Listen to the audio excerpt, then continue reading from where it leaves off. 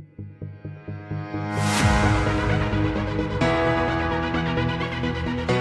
YouTube, welcome back. So for this video, I'm going to look at signs of being in a relationship with a narcissist or other cluster B type personality.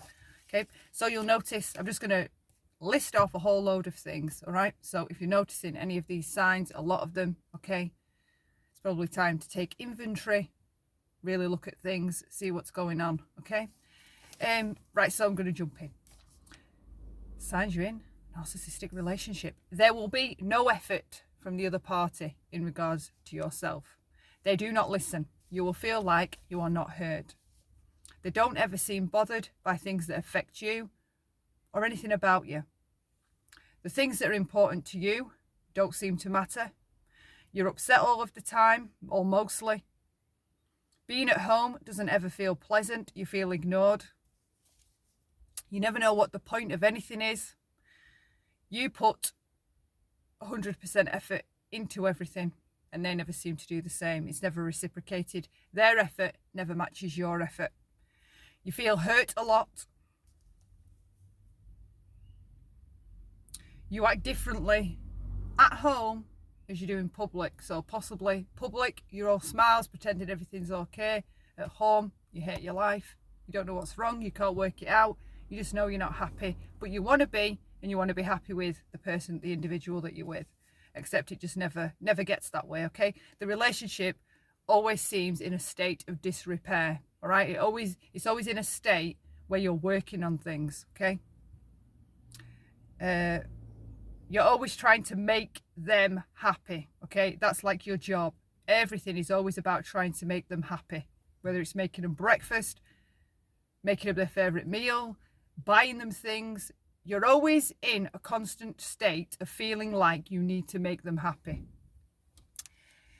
You don't feel like you deserve anything. All you do is try. You're the giver. You're the one doing all the giving. You don't get the same in return. They never notice the little things about you, all right? Never seem to notice the little things. Nada. Nothing. It's like they don't know you at all. They're uninterested in knowing you. But they say they want to be with you. Like, you'll find a lot that their words don't match their actions. They're good at the lip service, right? It's like paid for lip service.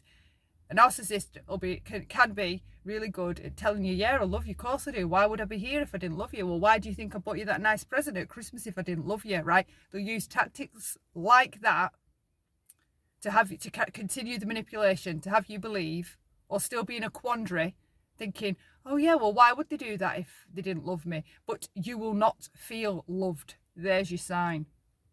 You feel stupid. You cannot differentiate or find any common ground that either of you share together. There doesn't seem to be any room for you in their world, and they don't really ever seem interested in coming into your world. So ideally, say like if you like walking your dog, right? They never want to come and walk the dog with you. You have to like force them, push them, keep asking them, nagging them, right? And then when they do, you wish you hadn't even asked them because they're just miserable. They don't invite you into their world. It's not like they ever say to you, oh, you know, I like watching this, come and watch this with me, or whatever. That's what they're like. They don't ever want to do what you want to do either. Okay, so there'll be things you want to do. They will never do them. Honestly, like a relationship with a narcissist or a narcissistic type person destroys your spirit and your soul. And it's by all these things that continue throughout the relationship that bit by bit, piece by piece, fragment by fragment, they take pieces away from you. But when you're trying to explain to people or articulate what kind of state your relationship's in, right, you don't have the correct language or the terminology to explain to someone, right? Because all of these, what I'm describing, it's psychological abuse, right? But as adults like me, I've had 2 relationships like that. You don't have the language. No one tells you this stuff. You've got to either find it accidentally on YouTube or come across it. Like, nobody tells you this stuff. So you stay. And the longer you stay, the more ill you get mentally. but you don't know what's making you sick, right? And it's all this. It destroys and poisons your literal spirit. It's not just like you lose yourself when in a relationship with a narcissist. You lose your spirit. They kill your spirit. You feel that they feel embarrassed of you. It feels like they hide you away. It's like they don't want to introduce you to their friends, share you in their public world with, I don't know, people that they work with, things like that. You seem to cry all the time. I remember that one.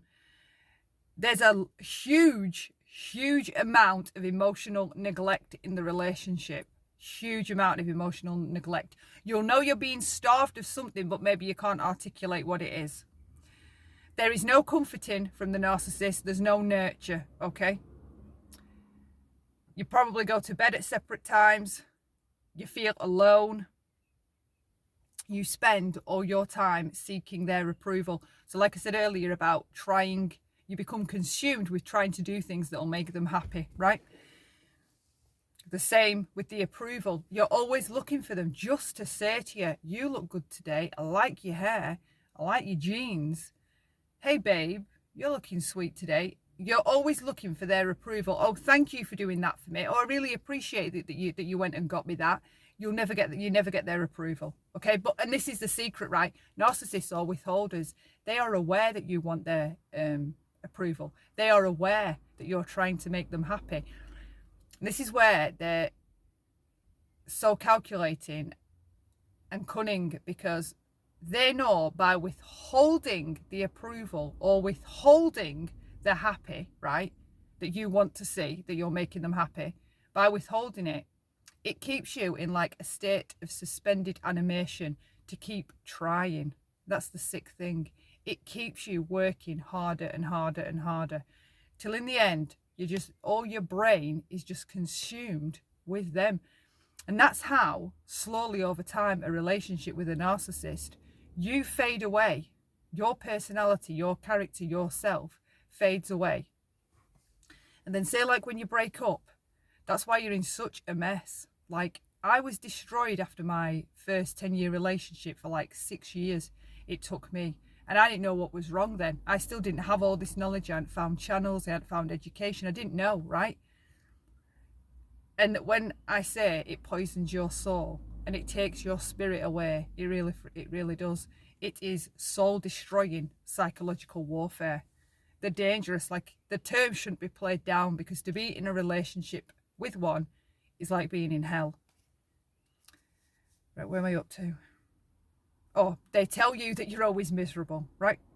Constantly putting you down, nitpicking, the passive aggression.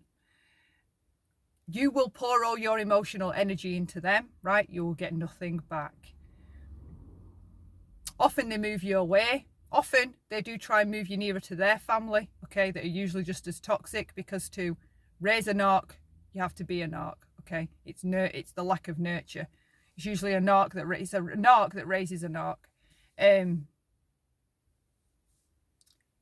Not in every case, okay, but sometimes there's the dad or the mum, and whichever the child's exposed to most, of course it affects them, because the narcissist can't be emotionally present or emotionally intimate with the child, okay? And you have to teach children empathy. I mean, you can all look back or whatever, and you'll have seen, I don't know, a kid smacking a cat, and then you've got to teach the kid, no, we don't do that to the cat. We're gentle with the cat, right? You have to teach empathy, okay? Narcs don't teach you nothing. They don't teach you nothing. So the isolation. You'll find yourself explaining basic human courtesy, things like respect, loyalty, compromise. I can't even tell you how many conversations I would have about compromise with him. I'd be there trying to explain it to him. Like, I'm going to come halfway, you need to come halfway, okay? Why can we never just do that? Why does it always have to be your way? It would always have to be his way. And that's a lot in narcissistic relationships. It's always their way. They don't compromise. So again, that's another fragment of yourself being taken away, because you love them and want to make them happy, or you just don't have the choice because they create that much fuss. You just think, do you know what, forget the compromise, we'll do it your way to shut you up, right? And that part of that over time takes another portion of your self away. It's crazy how it happens over time. What's important to you will never be important to them. They show no interest. They will literally leave you crying in a heap on the floor, losing your mind, and they will just walk past you and go out of the front door and go off to work. All right? You can be on the floor, self-harming. You can be in the bathroom throwing up. You can be hysterical, broken in a million pieces, feeling like you're having a nervous breakdown, and they will glare at you, step over you, and carry on going about their business. They give 0 Fs. They'll even fall asleep with you crying hysterical at the side of them. They give, like, the callousness and the coldness. Wow. You end up not feeling like you're a good person because you can't seem to make this person happy. They never seem happy with you. They won't show you love. They won't be emotionally intimate with you. They withhold, right? So then you end up feeling like you're the bad person. You're not a good person. You're not worthy or deserving of anything good. You feel like you don't matter. They never involve you in their decisions. They will always walk away and reject you, right? You will always feel rejected, which is crazy because you're in a relationship with them, usually living with them as well, but they reject you over and over and over again. You don't understand why you keep believing someone that lies, right? Because in the rational part of your brain, if you've caught them in a lie, say for example, while you'll be wildly mad that you've been lied to, you won't leave. You don't leave, and it's the trauma bonds. You can't just walk away. You will always feel let down, right? That's all I've got. I started this list. These are the things I remember. There's probably more. There are more, okay? I might do a follow-up video. So if any of them resonate with you, if you're going through things like that, for sure, the psychological abuse, mental, emotional abuse going on, I'd encourage you to take inventory, look at your choices, reevaluate things, because you do not deserve, nobody deserves to live in a relationship like that. It near enough kills you, okay? And a lot of narcs, it's all about pushing to the edge. Be under no illusion, they will push you right till the edge, okay? Until you do something to hurt yourself. They are dangerous. They are calculating. They don't stop. I just literally shared something on Twitter before. Last night I had 5 blocked calls from a private number. The night before at midnight, blocked calls from a private number. I've been split up with that person for 4 years. The Hoover maneuver, we're back on the Hoover maneuver, right? They recycle, they come back. You can't get rid of them. If you're in a relationship like that, please look at speaking to someone. I know here you can ring your local non-emergency police number, and you can ask to be put through to the domestic violence line, and you can speak to someone. Please don't suffer. Please reach out. Don't live like that, okay? And if you're one of them people where you're thinking, you know, you've got to stay for the kids, right? You don't end up teaching all you teach your kids is that abuse is to be tolerated. That's all you teach your kids. Remember that, okay? This isn't for the kids. If you want to help your kids, you remove them from abuse. Why do you want your kids witnessing abuse? It ends up in your crazy mind at the time because you're not okay, that, you know, you want your kids at least to have a stable home. You're not giving them a stable home. You're being abused. Someone is abusing you. Come on, like, if this is happening to you, reach out. Reach out. You're worth saving. You're worth better. You're worth more, okay? These creatures don't stop. It's abuse. It's abuse, it's abuse, it's abuse, and you don't deserve it. That's all for this video. I hope everyone's keeping well and you all have a lovely, lovely, lovely week. Until next time, bye for now.